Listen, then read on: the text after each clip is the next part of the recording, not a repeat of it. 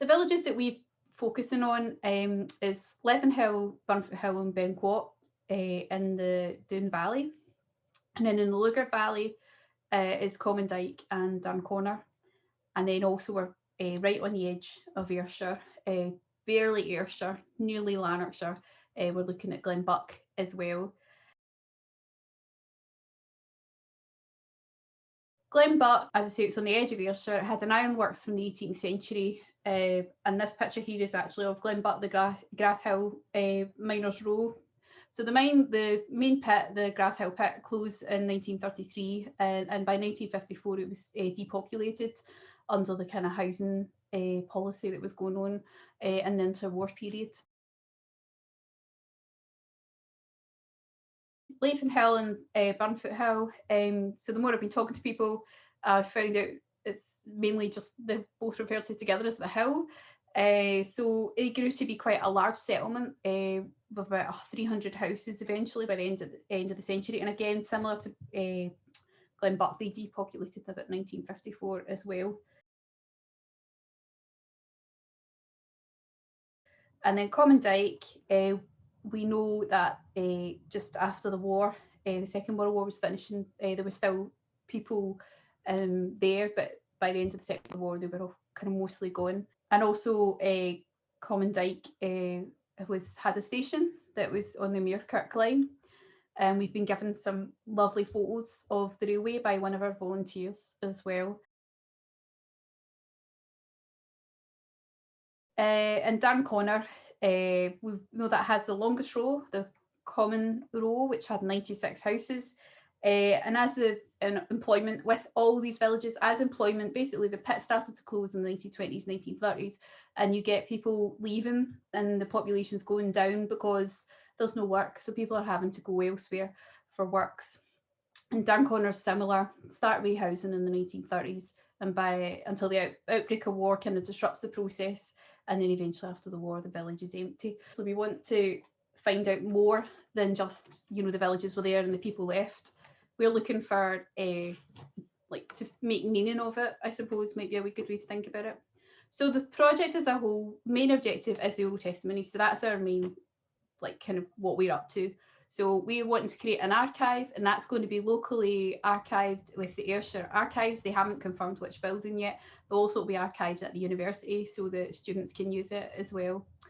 So what we've been doing, so we just started off in March, so we're relatively new and up and running. We're doing a survey of the existing materials. So we've been looking for oral histories that already exist.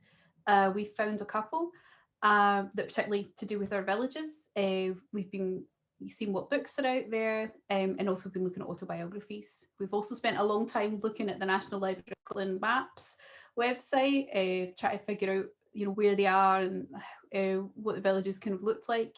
And we've been gathering photographs as well, and people have started donating photos to us. So our next steps as well, we want to have a rummage through the newspapers, and also we will do some archival research, probably looking at the council archives and perhaps looking at central government as well to see how it all fits into the depopulation narrative. So on the team is it's led by Professor Arthur McIver. So he's the director of the Scottish Oral History Centre, and he specialises in the history of work and the body. So he looks a lot at health.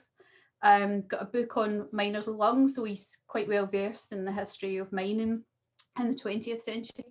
And he also has an interest on deindustrialisation and its impacts on people and communities, and particularly on gender as well. So that's kind of what he's bringing to the project. So I'm the research associate. So basically I'm a historian of gender and home. That's my kind of area of interest. So I'm really interested in community histories. I'm interested in men and women and kind of how they experience home and how work is experienced within the home, but also how that relates to paid work outside the home as well. So that's what I bring to the project. So one of the key things that we're doing is we are recruiting volunteers in the area. We really want to involve the local community because the local community's knowledge is basically invaluable in a project like this. The people we've spoke to so far you know, they know lots about, they have lots of family connections, they've told us things about the villages, they know people already. Our volunteers are saying, I'm going to interview my neighbour, I'm going to interview so-and-so. So these are kind of like essential, I think, for a project like this. And also when we do public history or oral history, I'm a real big fan of, you know, people should interview each other kind of in the community or the population that you're studying. Another key thing that volunteers or contributors are doing is they're donating pictures, they're donating books, they're donating memoirs. We've had an autobiography donated. We've had 2 autobiographies donated. We've also had someone type up their memoirs and donate them to us. So people have been really kind. So as many of you know, there's rich coal fields in the Ayrshire area. The mining companies built workers' houses from the mid-1840s all across Scotland, not just in Ayrshire. And that was so the workers could be housed closer to the pits to do the work. The villages of Levenhill, Burnfoot and Benquat, they were the Dalmellington Company, the ironworks at Waterside.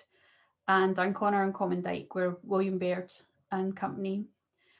These 2 companies eventually merged to become Baird's and Dalmellington Company in 1931, and it's estimated they controlled 70% of the Ayrshire coalfield, so that's some monopoly they had going on eventually. The pits are starting to close in the 1920s and 1930s. There's a gradual decline really through the early 20th century. And that, with that becomes basically depopulation.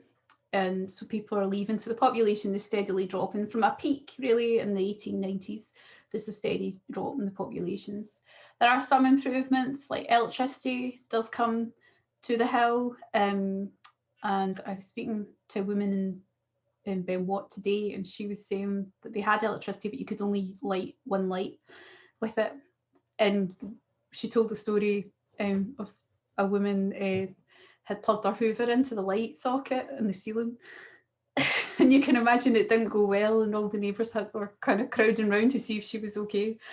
So you get the idea. And obviously the hill had a public road built, there was buses going up to the villages. So, you know, things were improving. But as I say, the central government in the interwar period had a major programme of basically rehousing people, rehousing the slum dwellers in the cities, and also the miners' rows were a target for this as well. So they were rehoused under this policy, and the villages were decanted, is the word that we used, decanted, and it seems to be just at the outbreak of war, they're starting to move, and then the war outbreaks and it kind of interrupts the process. But by the early 1950s, most of the villages are emptied. So let's hear some testimony from people who lived in the villages. Glenbuck itself was, being so small, it was a complete community. Everybody knew everybody else. First of all, Glenbuck was primitive. There was no electricity, there was no gas, so all cooking was done on the fire. And this huge grate formed the main hub of the living room, because miners lived in rows comprising 2 apartments, and sometimes 10 of a family in these 2 rooms. The Shankleys, for instance, there were 10 of them, and they were in one of these houses, which was 2 apartments. Eventually they managed to acquire the house next door, so they annexed another 2 rooms. But you can imagine the living conditions. The other thing that was not, water wasn't piped into any of these houses. These houses were built in the mid-19th century by the coal owners. There was no sanitation, there was no water. Sanitation was all outside. There were no flush toilets. The toilets that were built over open middens, and that was the sewage system, which existed until 1954 when we left. So there's Sam, who's a great narrator, eloquently telling us about what it was like basically to live in these conditions. So the conditions, as you can see, aren't much better from the 1913 miners' report. The other topic that's coming up quite a lot is women's work.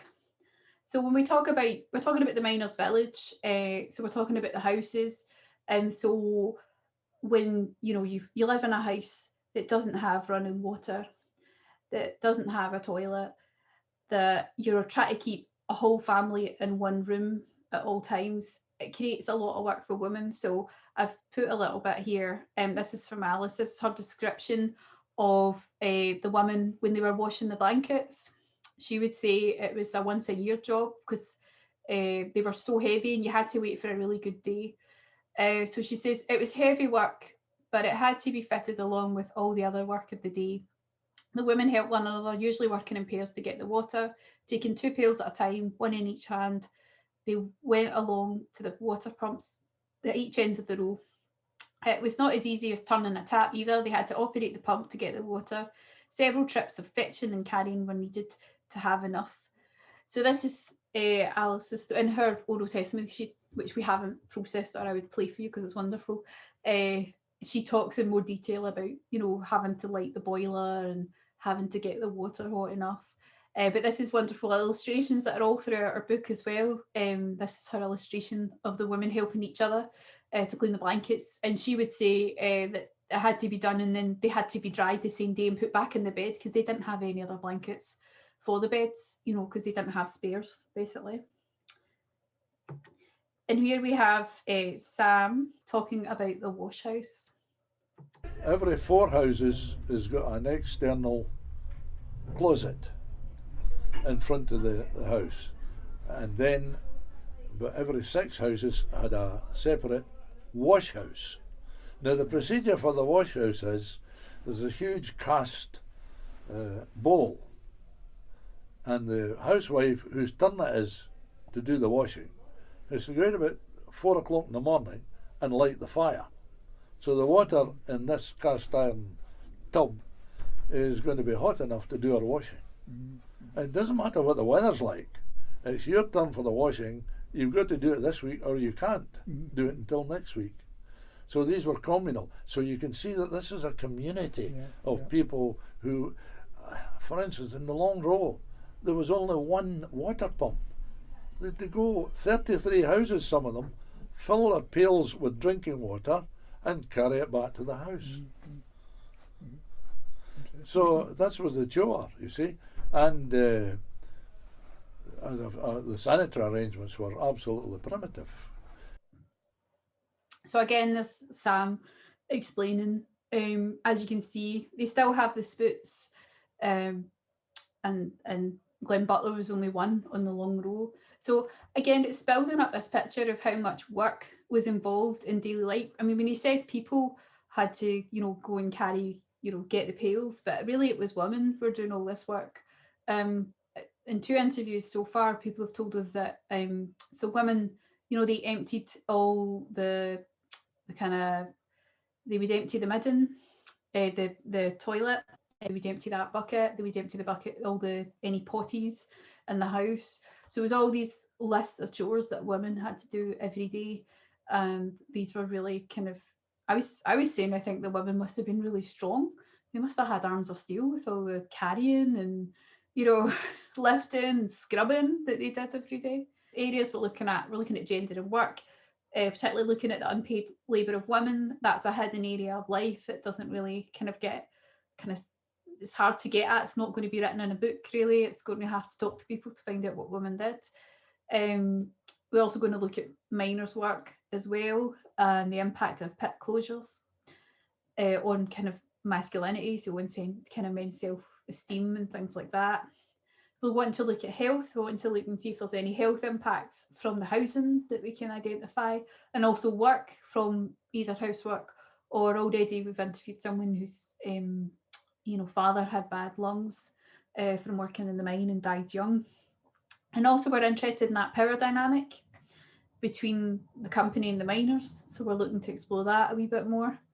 But particularly we're also seeing this as a communities history, so we want to find out about social life, support networks. We're wanting to look at deindustrialisation is such a big part of Scottish history in the 20th century. It's still an ongoing process today. In particular, we're interested in the intergenerational impact of pit closures. What does that mean for young people growing up, particularly young boys in the area? And also this rehousing experience, this disruption to community, this dislocation and relocation. What does that mean? And then particularly being part of the kind of physical landscape as well. So what's the role between place and memory? So these are the kind of ways that we're like kind of looking at the project and what we're hoping to find. So far, we're finding some really interesting stories, and obviously the more we gather, the more we'll be able to see the kind of threads that kind of bind these stories together. So I've just got one last clip to finish. So, and it's from Sam, and I just thought it was funny, so I've just put it on. So here we go. We had an instance where Arthur Woodburn, Secretary of State for Scotland, the first Labour government, 45, must have been about 46, he started to think about the conditions of the miners' rows. And it was his vision that we could do away with miners' rows. So he came to Glenbock to visit. And he was visiting around the house. Now, if you can imagine the configuration of these houses, there was the front door, then there was a tiny lobby where usually the drinking water was kept, yep, and a couple of pails of coal. And then there was the inside door that led into the living room. Mm-hmm. So Arthur was going round and he was in this house visiting, and almost as an afterthought in his way, he said to the wife, "Where's your toilet, dear?" She points to the pail in the lobby. Nice one. Go there. Eggs at Arthur Woodburn in a hurry. Go there or go 4 steps. So if you would like to get involved with our project, either by telling us your story or telling us your family story of life in one of our villages, please get in touch. Or you can also get involved by volunteering with the project as primarily as an oral history interviewer, and we will provide training for this. If you want any more information, please get in touch with us via our website or follow us on Twitter or Facebook.